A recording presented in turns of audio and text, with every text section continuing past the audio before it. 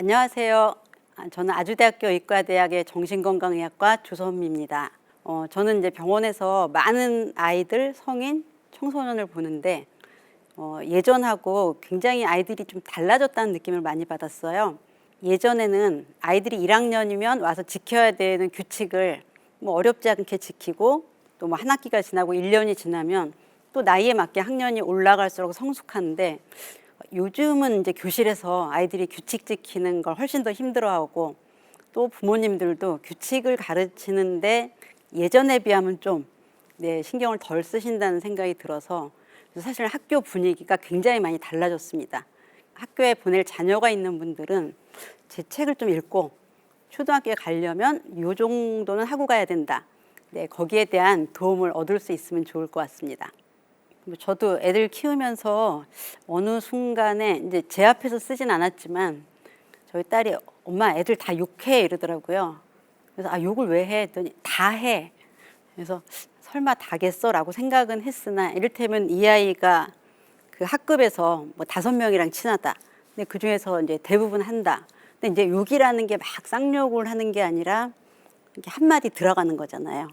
한 2개 정도가 있습니다, 요즘. 맨 앞에 붙거나 맨 뒤에 붙거나.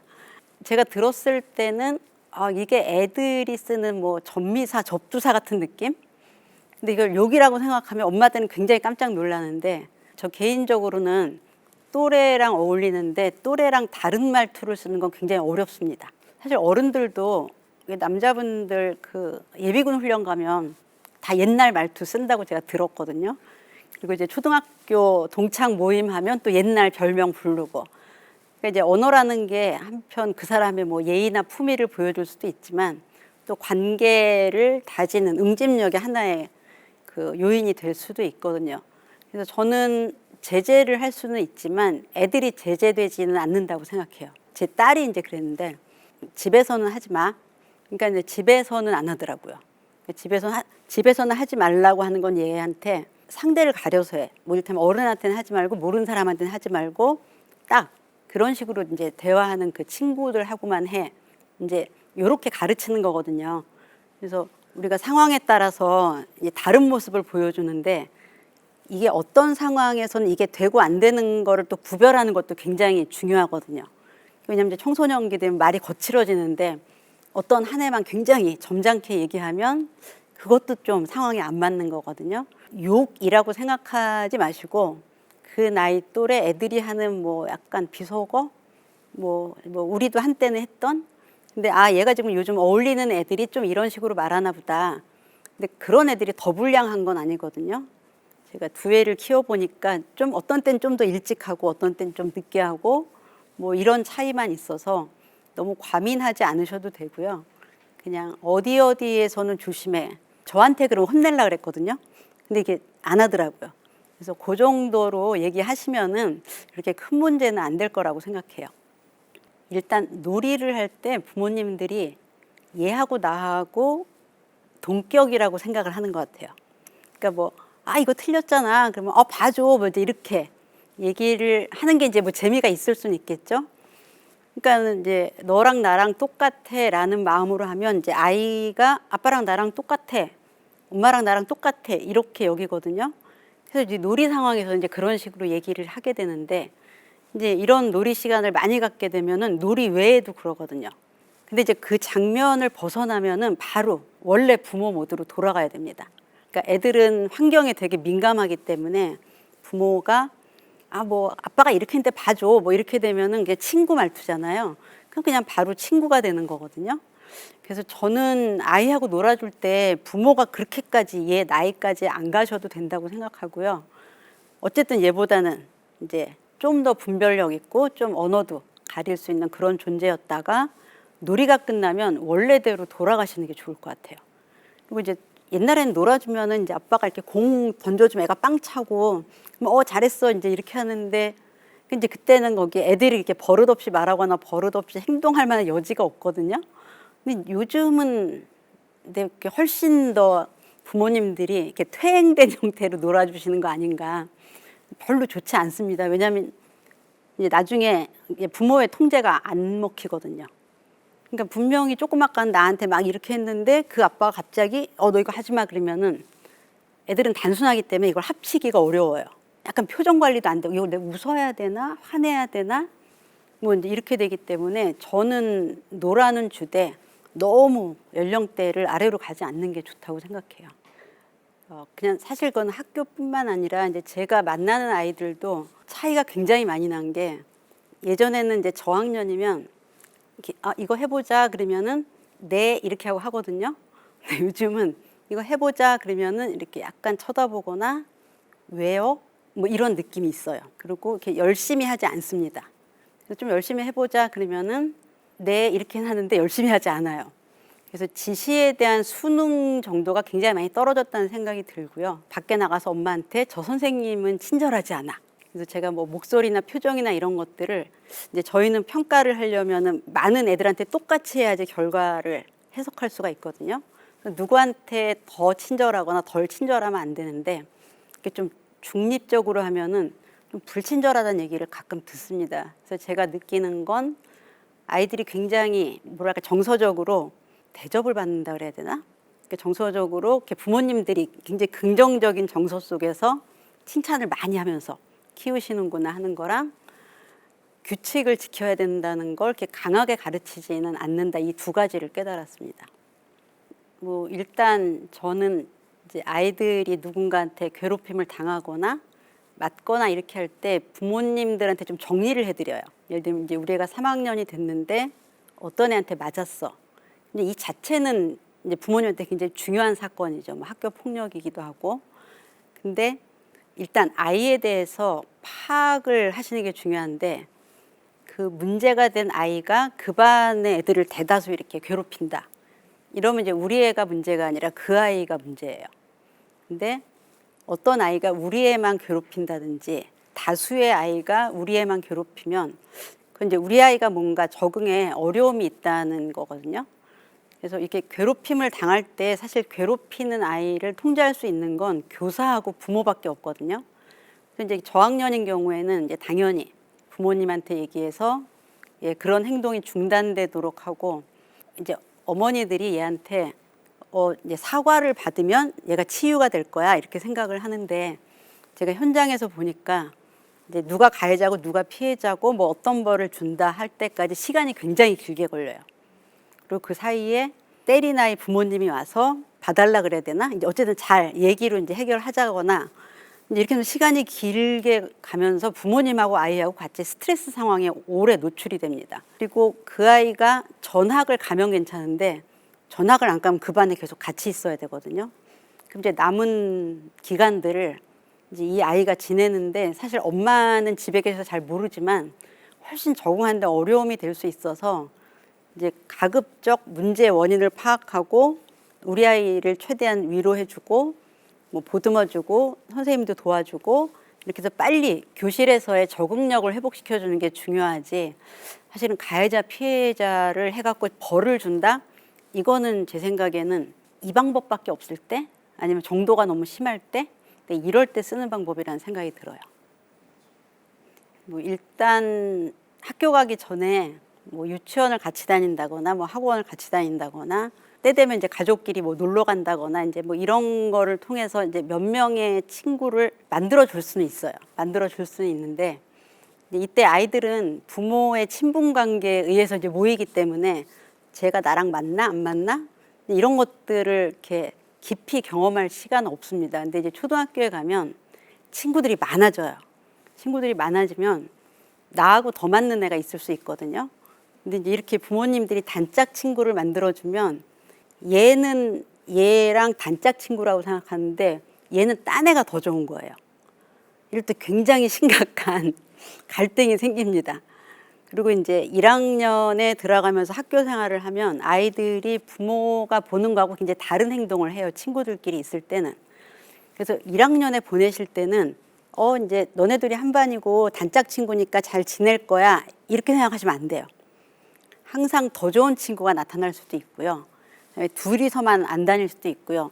셋이 왔는데 셋이면 또 얘가 얘랑 더 친해지고 그래서 이런 굉장히 다양한 가능성에 애가 노출된다고 생각하시고 왜냐면 이제 단짝인데 이 애 중에 한 애가 딴 애를 사귀면, 딴 애랑 친해지면 얘가 집에 가서 엄마 뭐 걔가 나랑 안 놀아. 그럼 이제 이 엄마가 이 엄마한테 가는. 네, 굉장히 제가 볼 때는 이제 친구 관계라는 굉장히 자연스러운 관계를 어머니들이 과도하게 통제하는 경향이 있는데, 이렇게 해서 절대로 친구가 많아지거나 잘 지내지 못하거든요.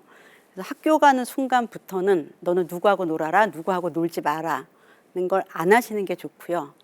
그다음에 이제 애들이 커지면 좀 자기 생각이나 자기 이렇게 의견이 뚜렷해지기 때문에 부모님이 모여서 같이 놀지만 여기 애들끼리 놀 때 싫은 애는 싫거든요. 싫다는 표현을 합니다. 집에 올 때도 나 쟤 안 가면 안 돼?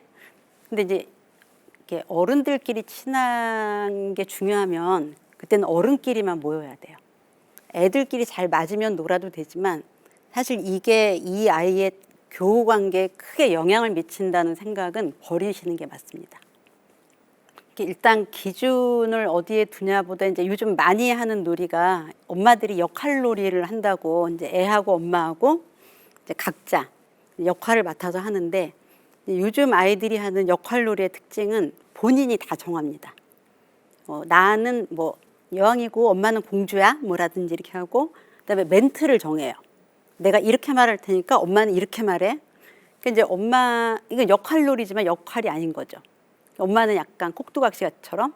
저는 이거를 역할놀이라고 생각 안 하고 공상놀이라고 봐요.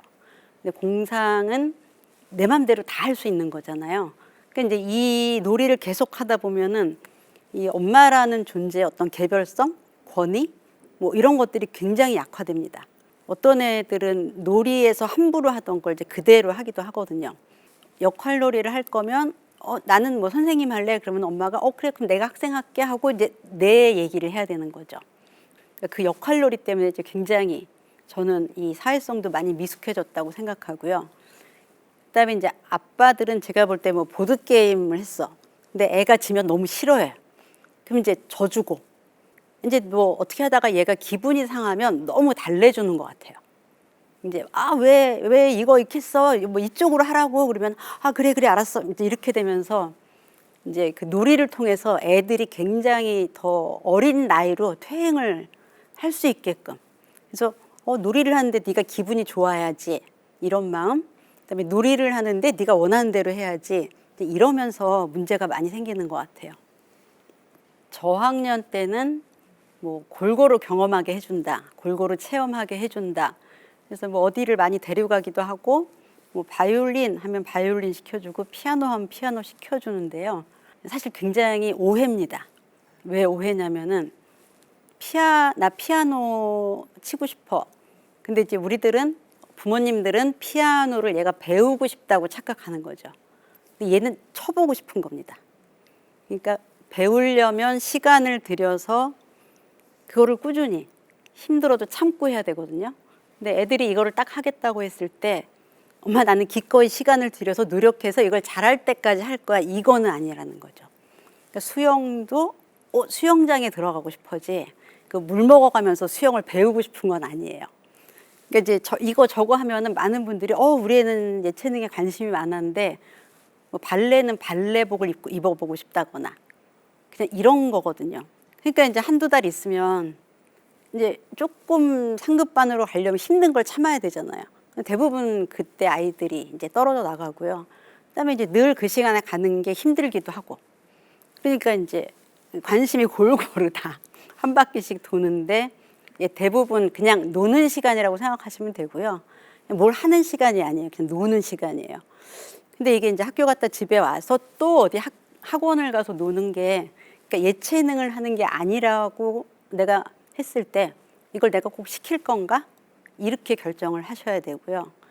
근데 이제 그렇게 계속 이거저거 두세 달씩 하는 거는 뭐 사실은 배우는 것도 아니고 그렇기 때문에 이제 아마 정리를 안 하면 돈이 많이 들어갑니다. 네, 그리고 거기다가 학습까지 집어넣으면 애들이 너무 바빠요. 체험을 하는 건 해보고 싶어 한번. 바이올린 줄을 한번 당겨보고 싶어.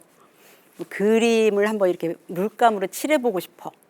이제 이런 거 아주 드물게 거기에 뭐 재능이 있거나 몰입하는 애들은 시키셔도 돼요. 근데 제가 볼 때는 이제 3달을 넘어간 애들은 거의 없어요. 근데 저희 딸도 발레복이 예뻐서 이렇게 해서 아 하고 제가 알고 그다음부터 이제 웬만한 건 안 시켰는데 그냥 저는 그냥 운동. 아 얘가 가서 일정한 시간에 일정한 시간만큼 이제 몸을 쓴다. 뭐 요 정도. 그리고 피아노하고 미술은 사실 그거를 배우지는 않더라고요. 그래서 그쪽은 부모님이 특별히 내가 좀 이걸 시키고 싶은 게 아니라면 이걸 통해서 배운다거나 그 악기가 뭔지를 본질적으로 이해한다거나 이거는 아니라는 거를 예, 기억을 해두시면 빨리 적당히 정리를 하실 수 있을 것 같아요. 아, 사실 그런 애들이 전국에 엄청 많습니다. 예, 근데 이제 고학년이나 이제 사춘기쯤 되면은 이제 아이들이 그 청소년기에는 이제 자아 정체성을 만들고 어쨌든 내가 좀 더 나은 사람으로 보이기 위해서 완전히 이제 온 정신력을 다 기울이거든요. 그러니까 남자애들은 뭐 예전에 프로게이머 그리고 이제 아이돌은 사실 최고죠. 애들이 이렇게 보기에. 그거는 이제 핵인싸 중에 핵인싸죠. 난 정말 인기 있고 정말 핫한 사람이 되고 싶어 하는 그거고. 근데 이제 얘네들의 특징은 이게 현실적으로 가능한지 아닌지를 모른다는 겁니다. 그러니까 열심히 하는 게 맞죠. 그러니까 하겠다 그러고 꼭 할 것처럼 하고 뭐 이렇게 가려고 그러고.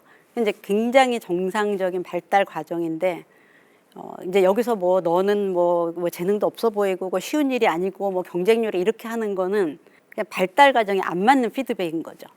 그래서 그냥 잘한다 못한다에 굳이 하지 마시고 돈을 쓰거나 진학을 뭐 이렇게 특별히 그거를 위해서 하는 게 아니라면 어느 순간 이제 그냥 줄어들거든요. 그다음에 이제 제가 본 아이 중에 하나는 그 엄마 오디션을 데리고 갔어요. 갔다 오면서 이제 현실감이 팍 든 거죠. 아빠 나는 엄마 나는 그냥 공부할게. 그래서 그냥 어린아이들이 뭐 이렇게 공상 속에 뭐 대장이 되거나 공주가 되는 것처럼 청소년기에는 또 내가 되고 싶은 내가 있는데 아이돌은 노래하고 춤추는 거잖아요. 그리고 그거는 일상에서 이제 크게 해보기 어려운 게 아니거든요. 그리고 이제 좀 하면은 친구들끼리 야 너 잘한다. 그럼 이제 아이돌 될까? 뭐 이제 이렇게 하는 거라 그냥 중학교를 일반 중학교로 잘 보내시면 될 것 같습니다. 현금을 주는 게 제일 좋아요. 이제 제가 볼 때는 이제 왜냐하면은 이제 지폐도 있고 동전도 있고 이렇게 딱 보면은 아 이건 큰 돈, 작은 돈 감이 오잖아요. 그래서 배추이파리 낼 때 손 덜덜 떨고 이렇게 덜덜 떠는 게 돈 개념이거든요.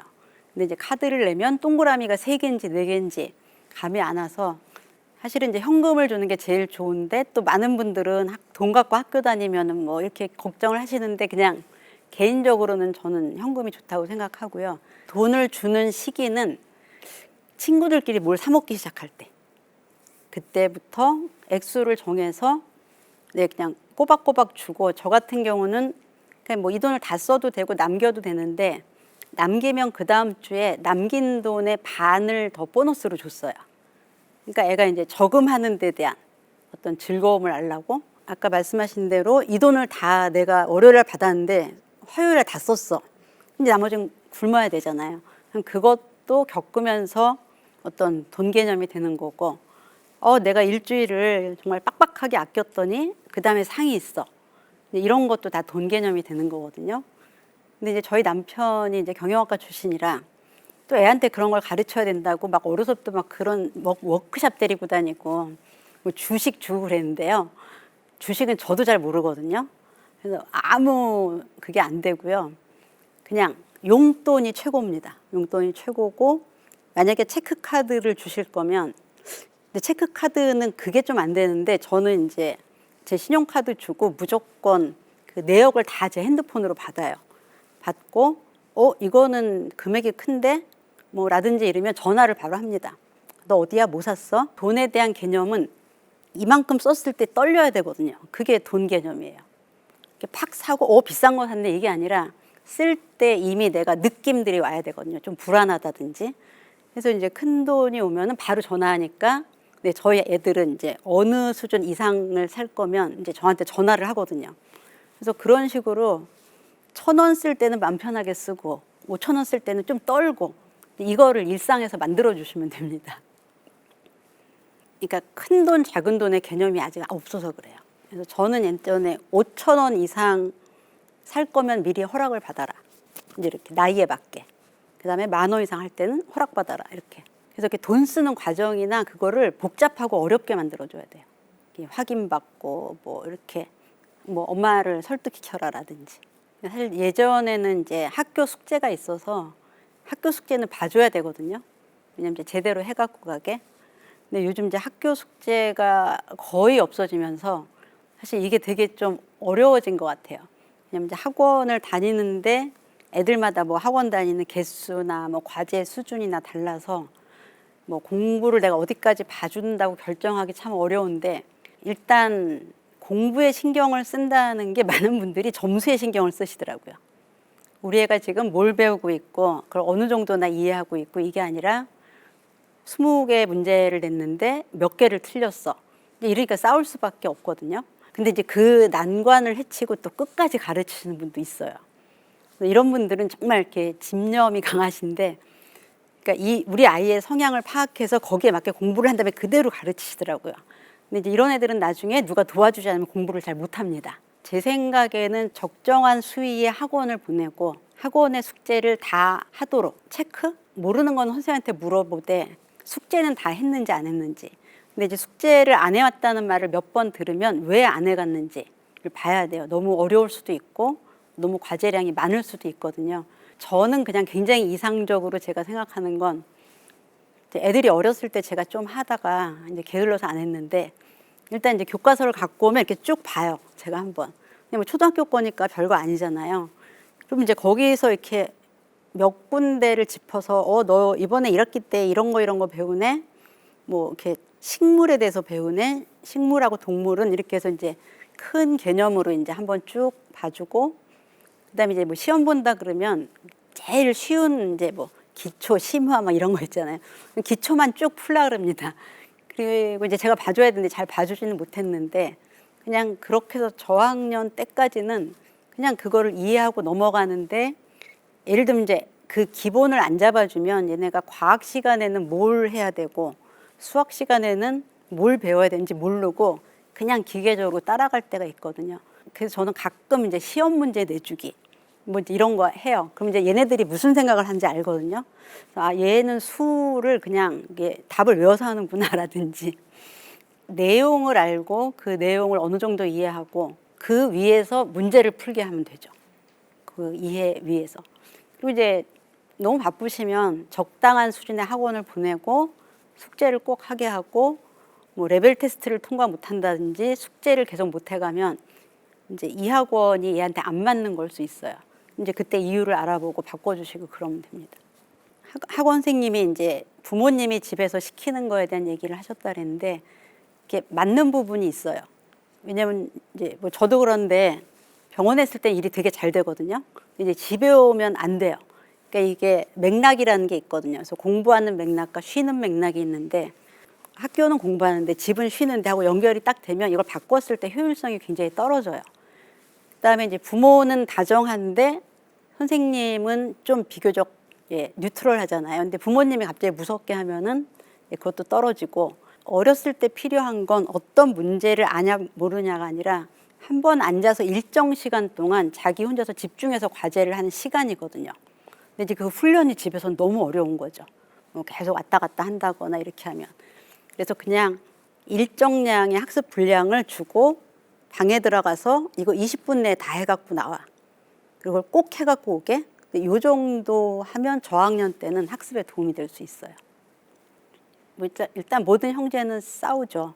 싸우는데 서열, 큰애 작은 애, 그다음에 기질이 강한 애 약한 애, 뭐 남자 여자, 뭐 이런 거에 따라서 이제 같은 패턴을 보이는 경우가 많거든요.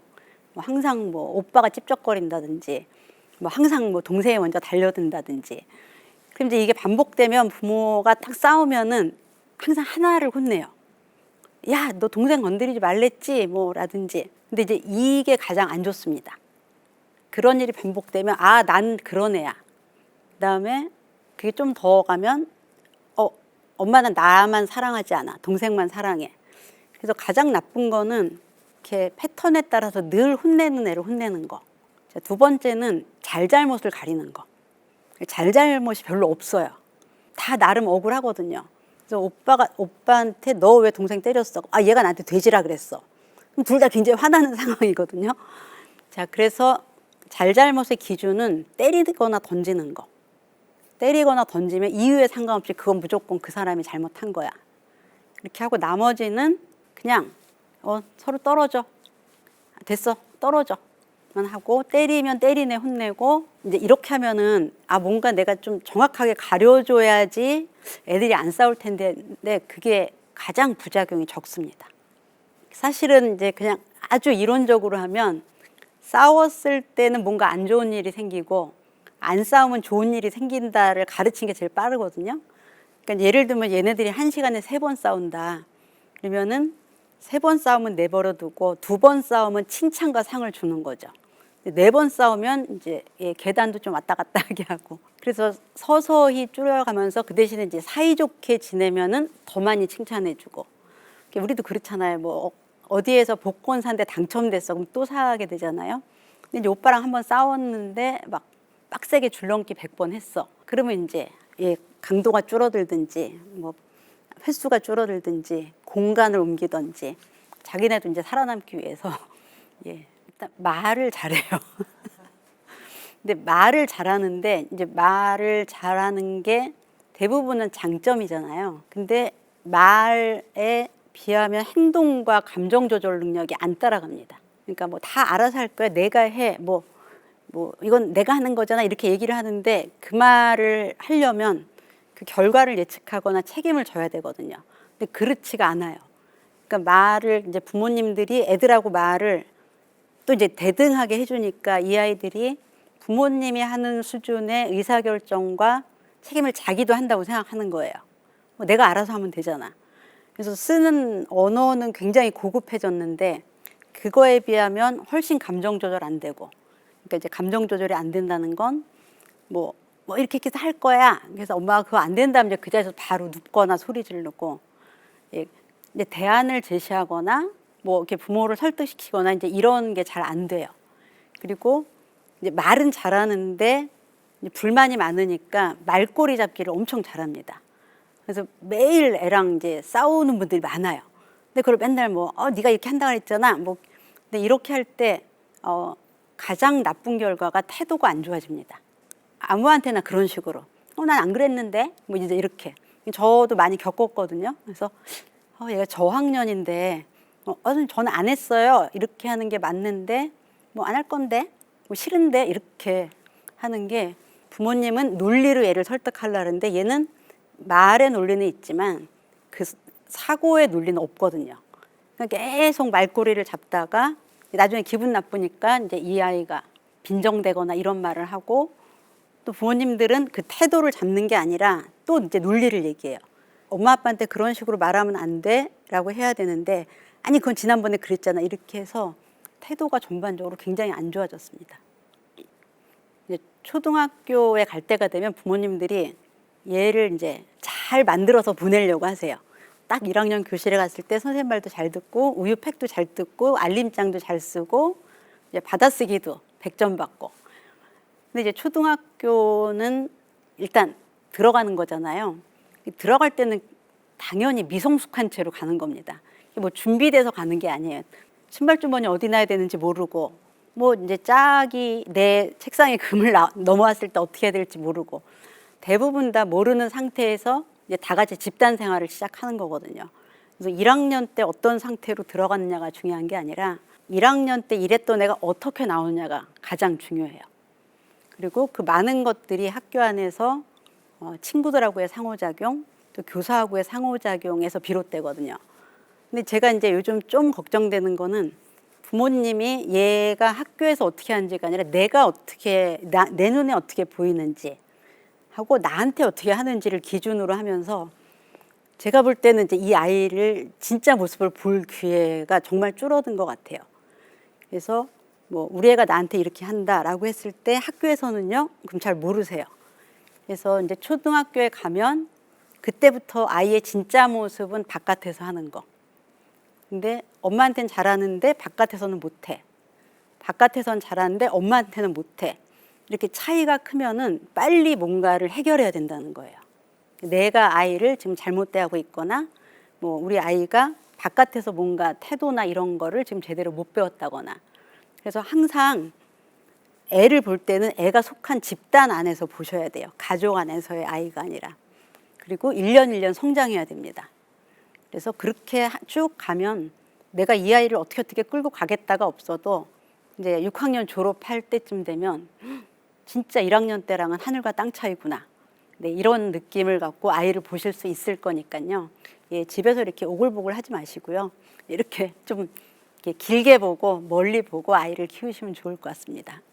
제가 이 시간에 여러분께 드린 이야기들이 어린 자녀들을 키우는데 네, 조금이라도 도움이 되기를 바라며 예, 들어주셔서 감사합니다.